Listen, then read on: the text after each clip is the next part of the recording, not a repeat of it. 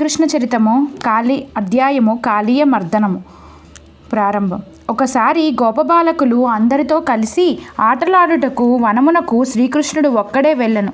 సుగంధభరితములైన పుష్పములను కోసుకొని మాలలను కట్టుకొని మెడలో వేసుకొని గోపబాలికలు జడ్లలో తురుముకొని పరుగులు పెట్టుచూ దాగుడు మూతలు ఆడుచూ క్రీడించసాగిరి. ఆ వనమునకు అతి సమీపమున యమునా నది కలదు.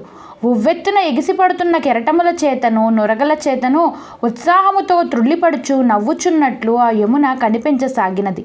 ఆ యమునా నది అందే కాలింది మడుగున కాళీయుడు అను మహాభయంకరమైన అతి పెద్ద నాగుడు తన పరివారంతో నివసించుచూ చూండెను.